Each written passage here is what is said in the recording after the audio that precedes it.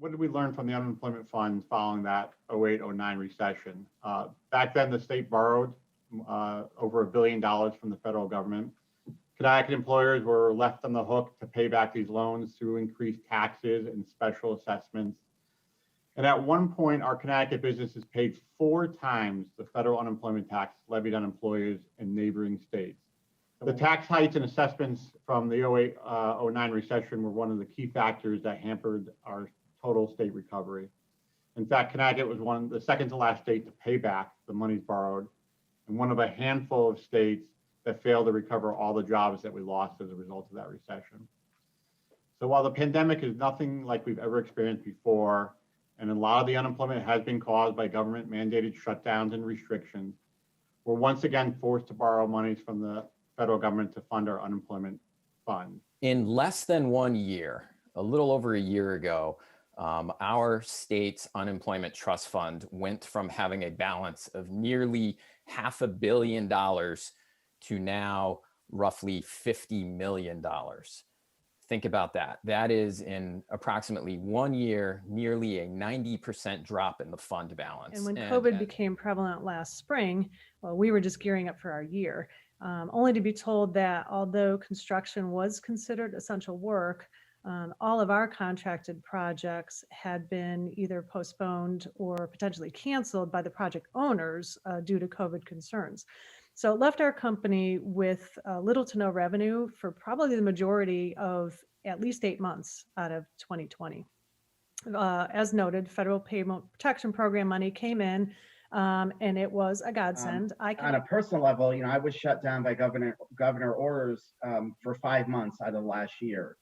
What had helped us certainly was the PPP loan that so many businesses have had. And some people might retort and say, we don't need to deal with the unemployment fund, businesses have gotten enough. But what happened with that PPP loan, 80% of the loan that came in for my business went right off to keep employees hired, whether they were working or not. So it really was another form of supplanting the unemployment system as opposed to really going toward getting businesses back up and operating. Our industry has been hit harder than probably any other over the last 12 plus months. Seeing, in our country, 110,000 restaurants have shuttered completely. In our state alone, 600 permanently closed, and many more, hundreds more that have temporarily closed, and throughout this pandemic, and trying to get back on their feet. And our restaurant owners, realistically, as they start to see light at the end of the tunnel, we talk about vaccinations, the distribution, where we're going, loosening of restrictions. Their big question for me is looking for stability. They want to have stability in their business moving forward and know what the future holds. And I think that's the biggest problem with this unemployment fund is there's no sense of stability future as we look to the future of trying to run their business.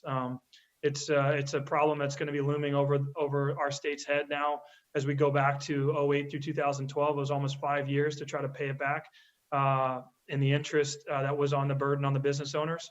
And they know what happened. And I went back as well, back after the recession, 2008. Our company was billed a combined additional federal and state unemployment taxes of over $8,000. And that was billed over a 5-year period, 2011 through 2015. Now, our company only has, on average, 7 to 10 employees, sometimes only 5. So you can imagine the tax burden on those companies who have larger employee bases. And these bills came for 5 years. It wasn't their fault. It wasn't their fault this time. But this time there is dollars that are out there federally to help them.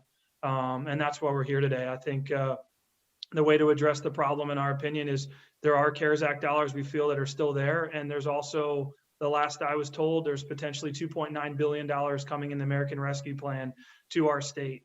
So taking a portion of those funds and rescuing, in a sense, our businesses from having to foot this bill, I think is the right move here. So the idea of a significant infusion of federal money going into the state's unemployment trust fund probably has the most broad-based applicability of any policy in order to help the business community.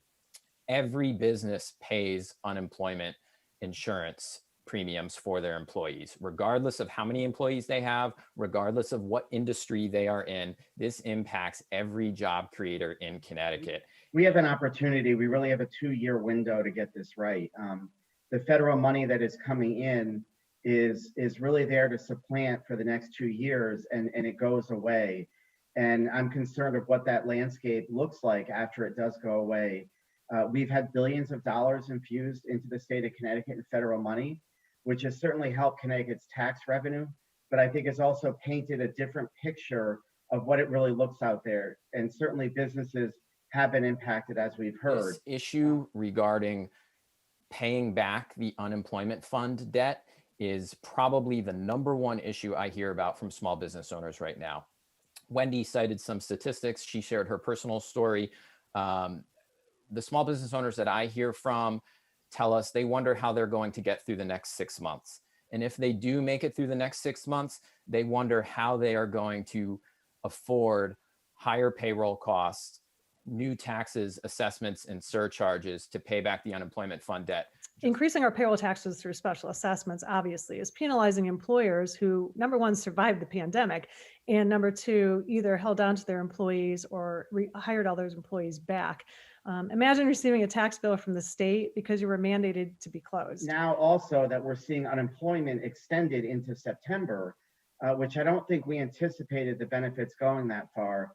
I hear from employers telling me that they can't hire employees right now because some of our markets, our Main Street businesses, they're making more money staying home and collecting the enhanced unemployment as opposed to going to work. So we are already going to see a sluggish recovery from an economic perspective, regardless of the vaccine rollout, because these benefits are just too rich that businesses are actually competing with them.